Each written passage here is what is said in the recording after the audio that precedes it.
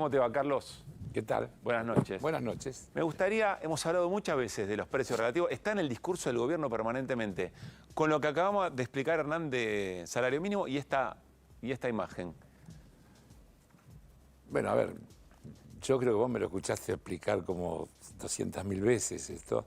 Nunca así, con números tan precisos o con ese nivel de detalle. Es muy bueno ese gráfico, es absolutamente explicativo de qué quiere decir cambio de precios relativo. Y a eso agregaría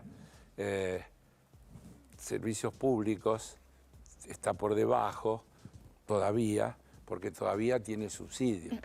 En la medida que se siga aplicando el plan del gobierno de ir eliminando los subsidios que tienen el transporte público, la luz, el gas, el agua, etcétera, todos esos van a pasar arriba de la raya, porque están por abajo de la raya, porque todavía están subvencionados. Es decir, depende de quién lea esto, podrá decir, todavía falta, hay que darle más aumento, claro. O alguien podrá decir, no, pará, mantenerlo en un nivel que tenga relación con los salarios. Pero tiene que ver con el objeto principal de este proyecto en materia económica. Por ejemplo, vamos a decir otra cosa. Se suspende la obra pública para ahorrar. En realidad mentira que están ahorrando, porque algún día va a haber que tapar los pozos que ahora se están haciendo y nadie repara. Algún día va a haber que reacondicionar los hospitales que nadie está reacondicionando. Es decir, hay gasto público que se está difiriendo y se está escondiendo en el deterioro que están teniendo los servicios públicos desde el punto de vista de cubrir las necesidades de la gente. Pero va a venir un día que no se va a poder andar más por las rutas, por los pozos que van a tener si no hay mantenimiento. Va a haber que gastarlo. Y ahí van a tener que blanquear esa manera de ocultar gastos, como lo ocultan, por ejemplo, cuando emiten deudas sin intereses, es decir, aumentando el capital adeudado. Es decir, va a haber un gobierno en el futuro que va a decir, che, tenemos que pagar todo lo que Milei no rompió, digamos. Sí, claro. Sí. Pero que por eso está bien mostrarlo, y también mostrar que todavía, lo decía Hernán bien, algunas cosas, si le saca los subsidios, estarían arriba. En realidad se correría la línea, también la línea roja subiría, porque evidentemente tiraría todo por arriba.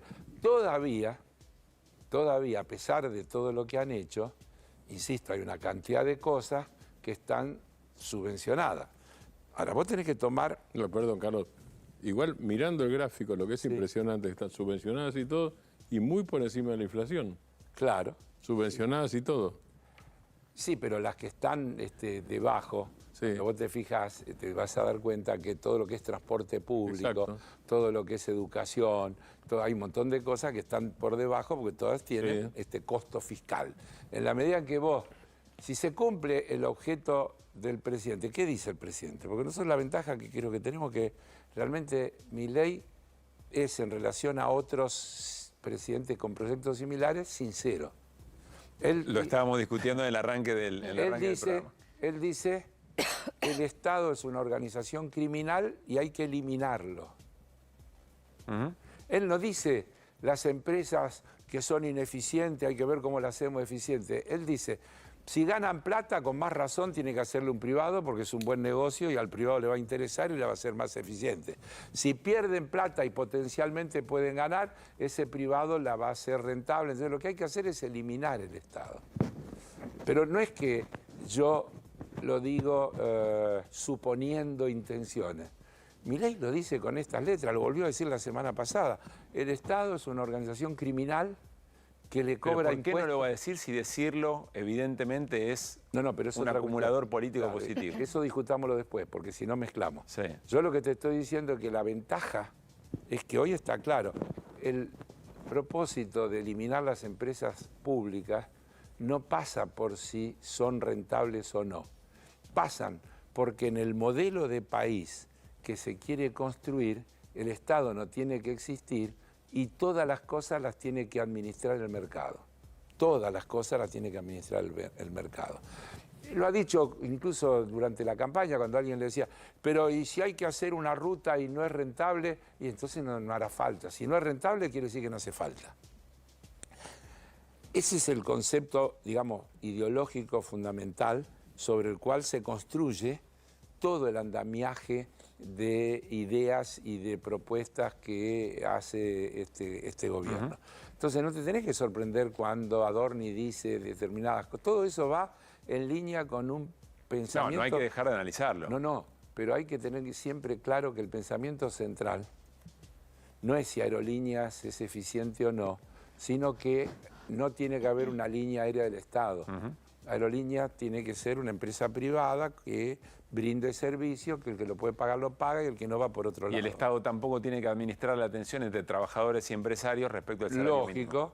Lógico. En esa lógica, efectivamente, como dice bien Adorni, si alguien quiere trabajar por menos del salario mínimo, ¿cómo se lo vas a prohibir? Pero pensá que el que dice eso forma parte de un gobierno cuyo máximo exponente también ha dicho que si alguien quería vender un riñón tenía derecho a hacerlo.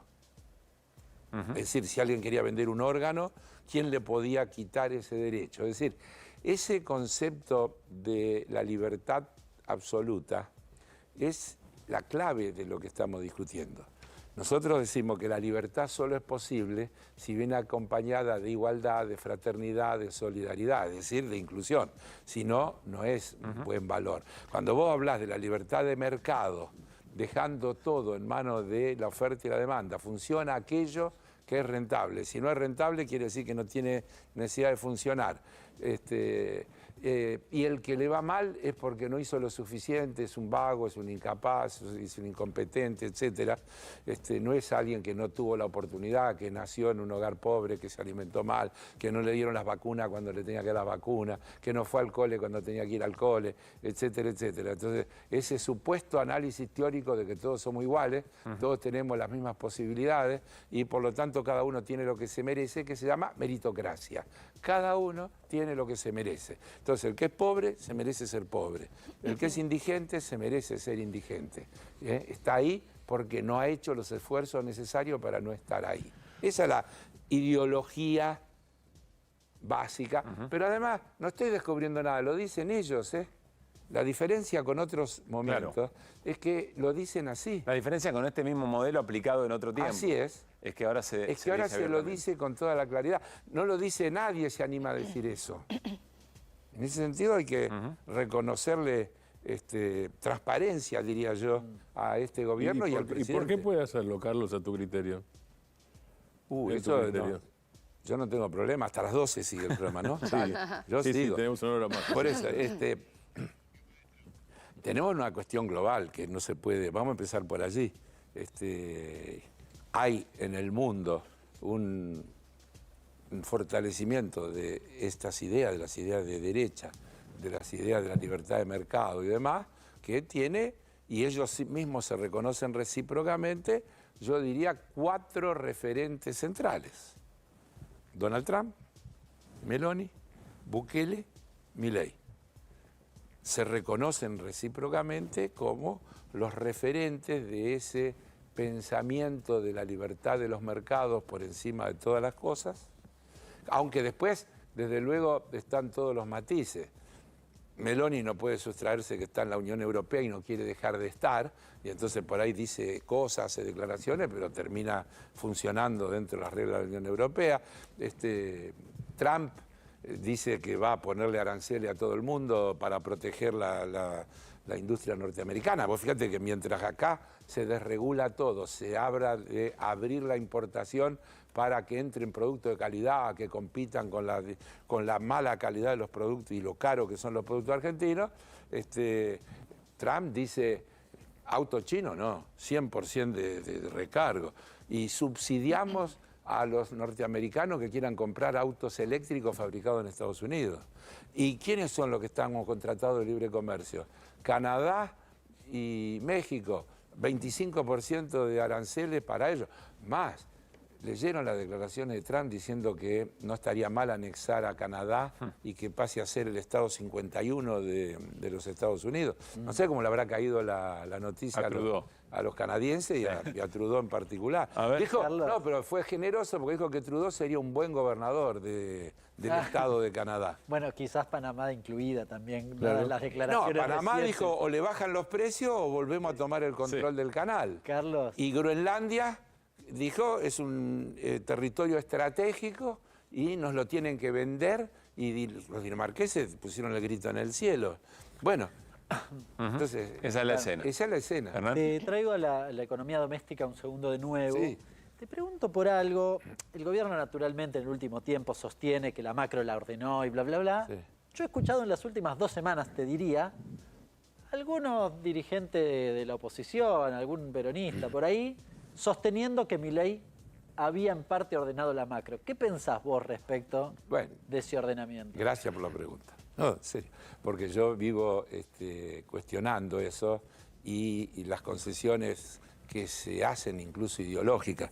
Como cuando se dice, bueno, pero está bien que las empresas públicas que no son rentables se privaticen, pero defendamos a las que son rentables.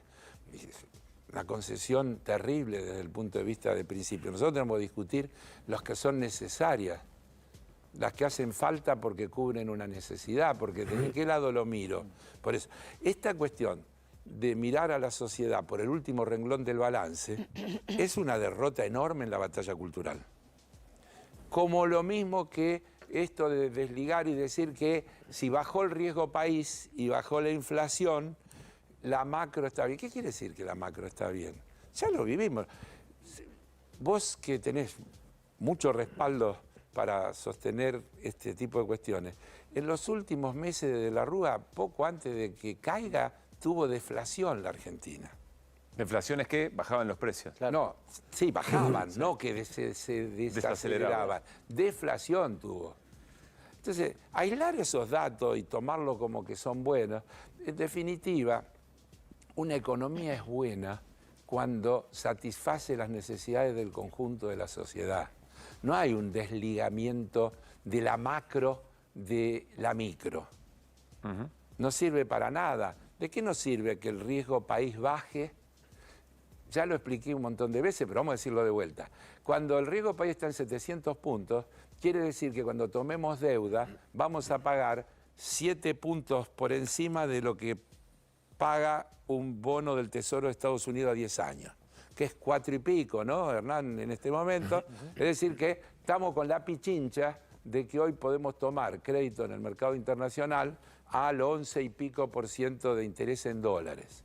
Ahora, cuando yo junto ese pensamiento con el presidente que el día que va a presentar el presupuesto dice hemos cambiado la lógica, antes se hacía un presupuesto de gastos en función de necesidades y ahora se hace un presupuesto a partir de los recursos y se atienden aquellas necesidades para las que alcanza la plata, porque el superávit fiscal es innegociable, prestemos atención, y tiene que cubrir el costo de los intereses. Por lo tanto, si tomo más deuda, porque nos va bien y porque la macro está bárbara y porque nos quieren volver a prestar, va a aumentar el costo de los intereses, por lo cual voy a tener que aumentar el diferencial entre ingresos primarios y gastos primarios, que en una economía que se achique y que reduce impuestos, solo se puede resolver siguiendo ajustando los gastos hasta lograr ese equilibrio. Si estamos festejando, en la baja de riesgo país estamos festejando que va a haber más ajustes. Que va a haber más ajustes. Que va a haber más ajustes. Ahora, en la lógica de este gobierno. ¿Se entiende? Sí, ahora no sé si... sí. Ahora, si es así, hay que discutir el dogma del déficit fiscal. Y sí. Es eso. Pero tampoco hay que ser hincha del déficit fiscal.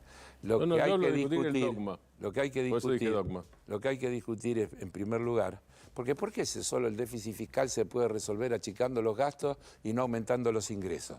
¿Por qué el déficit fiscal no se puede resolver, por ejemplo, con más actividad económica y con impuestos progresivos sobre las grandes riquezas y las grandes ganancias? ¿Por qué el déficit fiscal no se puede resolver combatiendo la evasión fiscal, que el gobierno te pone como un éxito enorme que se blanquearon 30 y tantos mil millones de dólares? Es una pequeña porción de lo que se fugó, que se ganó en la Argentina y por lo que se dejó de pagar impuestos. No es culpa de este gobierno, es culpa, tenemos que ir muy lejos echando culpa, pero la realidad es que en la Argentina sigue habiendo quienes ganan muchísima plata y no tributan por esa plata que ganan.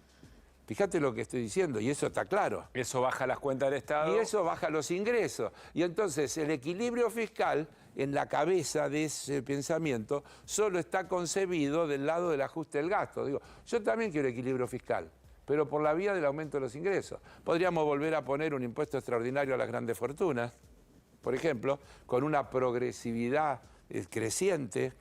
De esto se está hablando hoy en el mundo en muchos lugares. Pero incentivaría la inversión eso. ¿Qué inversión?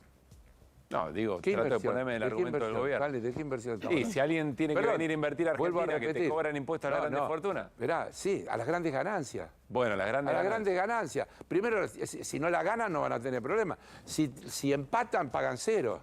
Por lo tanto, no tienen riesgo. El riesgo es si ganan mucho. Cuando yo digo un impuesto progresivo a las grandes ganancias, ¿por qué no van a invertir si primero tienen que tener grandes ganancias para pagar ese impuesto? Es una ficción. Sí, ojalá podamos... Yo quisiera, claro. ojalá ¿Cuánto podamos voluntario pagar ese habría para invertir si le garantizás grandes ganancias? Claro. Yo quiero Y pagar ese pagando impuesto. impuestos sobre las grandes ganancias. Fíjate la lógica con la que nos hacen caer. Es un disparate esa lógica. Una última en la coyuntura económica, después te quiero preguntar algo estrictamente de lo político partidario del año que viene. Voy a adelantar un tema que lo iba a tocar Hernán dentro de un ratito, pero una de las noticias de la jornada tiene que ver con el Banco Central vendiendo, ¿cuánto, Hernán? ¿600 millones de dólares? 599, sí. ¿A qué ¿Cómo ves eso? Hay quien dice, no, eso es una operación de automotrices muy específica, y otros dicen, bueno, se está rompiendo el chiche del carry trade, de la bicicleta financiera. A ver, tal vez es una mezcla. Efectivamente, está claro que estando anunciado que el 23 de diciembre se eliminaba el impuesto a las importaciones, todo lo que tenían que pagar importaciones las difirieron y se ahorran de pagar ese 30%. Y ahora caen todas Es juntas. así de fácil.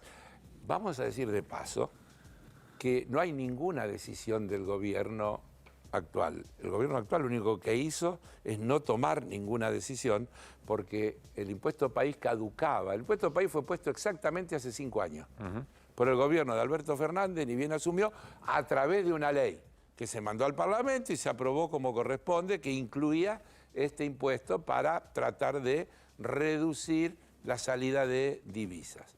Terminaba el día que terminó. Lo único que ha hecho el gobierno es no prorrogarlo, pero para prorrogarlo tendría que tener un Parlamento funcionando, Claro. porque solo se puede prorrogar un impuesto creándolo por una ley. No se puede hacer de otra manera. Por lo tanto, es toda esta cosa que hemos hecho esto para aliviarle la carga fiscal a la gente y que sé cuánto. Aclarado eso, ¿la venta de 600 millones de dólares del Banco Central preocupa o no te preocupa? Y tiene ¿Cómo que lo- preocupar, cómo no, en un país cuyo el problema de las divisas y de las reservas es clave, que salga en un día 600 millones de dólares es una preocupación. Veremos qué pasa en los días siguientes. Efectivamente, no hay que ser un genio de la finanza para entender que si yo tengo una importación que tengo que pagar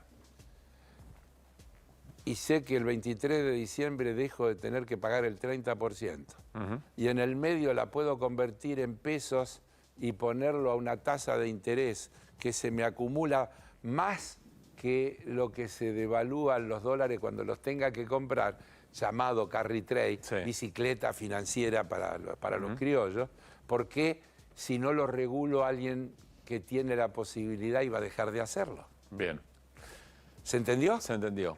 Así de La, fácil. la pregunta es ver qué ocurre, si este es un episodio o No, si... no es un episodio. Yo no sé cuánto deben los importadores de importaciones que han hecho y que no han pagado. Lo veremos lo veremos en los próximos días. Lo que sí es cierto es que la Argentina va a seguir importando y que esas importaciones van a dejar de tener ese ingreso y que por lo tanto en el año 2025 ese ingreso no lo vamos a tener.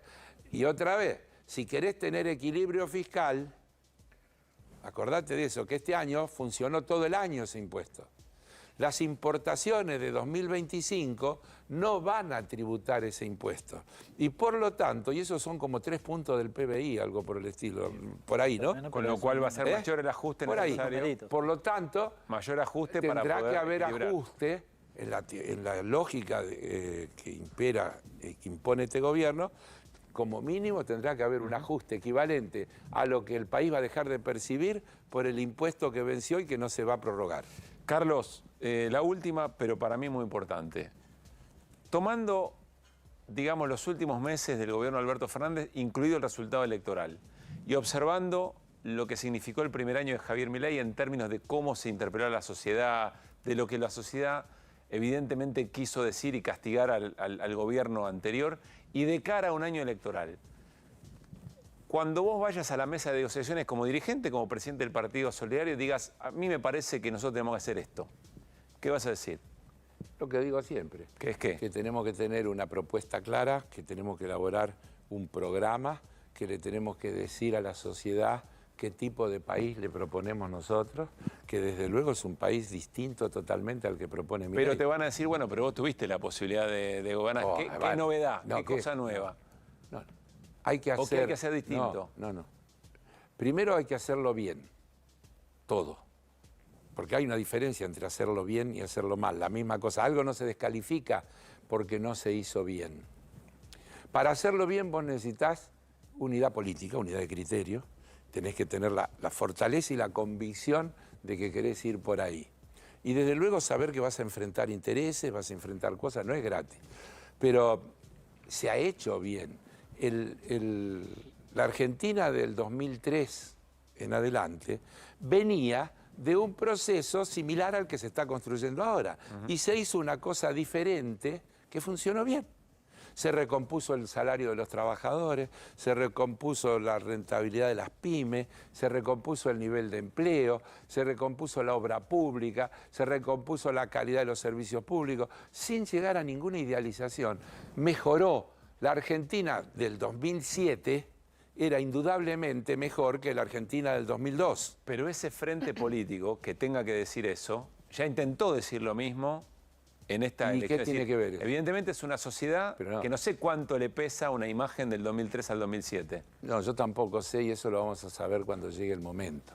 Pero primero déjame decirte que si uno mira el escenario incluso mundial, tendría que decir que salvo alguna excepción que es México, en todos lados gana la oposición.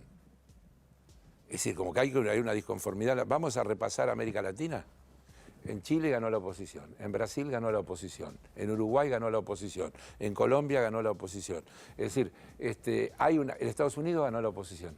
Es decir, que hay una cuestión de insatisfacción que se expresa generando alternancia. Esa es una primera cuestión que, por favor, fíjate que no me fijé ni de qué signo eran los que perdieron y los que ganaron. Yo te digo, hay un hecho, excepto México, donde también te podría decir, sin ser un experto, que igual hay una diferencia importantísima entre lo que plantea la actual presidenta y lo que era el planteo de López Obrador. No es una continuidad, aunque sea el mismo Morena, creo que hay bastante diferencia, pero creo que eso daría para una charla mucho más larga y compleja. Pero no me vas a convencer con que la gran fortaleza de una oposición es solamente ser oposición y que tiene que esperar el turno. Te estoy dando datos, no te estoy tratando de convencer de nada. Te estoy diciendo que hay una insatisfacción generalizada que se da no solo en la región, porque también cosas parecidas pasan en Europa, es decir, donde ganan las oposiciones, que la pandemia ha agravado toda esta situación de una manera notable, y que efectivamente ha habido una revalorización de las ideas de derecha que han permitido que muchas de estas cosas sucedan. Ahora, no son iguales más allá de los discursos, porque vuelvo a repetir, entre el discurso de Trump y el de Milei, más allá de la gestualidad, hay diferencias profundas. Sí, con lo cual no es solo el programa político, también es una manera de interpelar con cierta discursividad violenta, rupturista. Y también con poco apego institucional. También ofreciendo una imagen de unidad institucional desde la propuesta. No es solamente de contenido, sino de unidad institucional. Esperemos que seamos capaces de lograrlo. Eso es un desafío que tenemos por delante. El frente político sea diverso, pero que no se fractura en el medio en discusiones respecto del programa. Por ejemplo. Sí, Eso es referencia a Alberto Cristina, para poner dos nombres. Pero no, qué sé yo, o es diferente, Arce Evo. Eso está lleno de ejemplos. Yo lo que te estoy diciendo es que no alcanza con tener un buen programa, sino que detrás es necesario que exista la convicción de que hay una fuerza política, no sin matices. Porque los matices, si es un frente, está claro que hay matices. Pero si esos matices se resuelven a través de mecanismos acordados y civilizados y de convivencia y de objetivos comunes, seguramente se podrá avanzar. Para eso tenés que tener mucha amplitud, mucha claridad, liderazgos no discutidos. Convengamos que la situación que se dio con la elección de Alberto no es una situación típica. Yo creo que no hay otro caso en la historia universal donde alguien diga: esta mañana le he propuesto a Alberto Fernández que sea el presidente, yo voy a ser la vice. Digamos, ya ahí tenés un punto de partida como mínimo atípico, atípico, que también respondía a una situación. Bueno, seguramente de acá al 2027 nosotros tendremos que ser capaces de conformar un espacio político con un programa claro y con liderazgos claros que no hayan sido digitados por nadie y que respondan a esos acuerdos políticos que se han construido. Y eso no quiere decir que no van a tener dificultades, porque para cambiar cualquier cosa siempre vas a tener dificultades. Y cuando vos haces un frente, estás asumiendo que tenés pensamientos diversos. Algunos quieren ir más en profundidad, otros quieren ir más despacio, algunos quieren ser más amplios por acá, otros quieren ser más profundos por allá, y eso también es conflicto. El tema es si el conflicto lo resolvés adentro, si el conflicto lo resolvés dialogando y buscando acuerdos,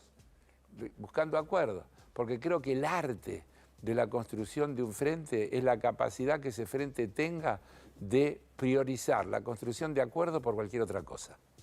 Y ese es un desafío, no tiene receta. Si se logra, se tiene éxito, y si no se logra, te sale mal.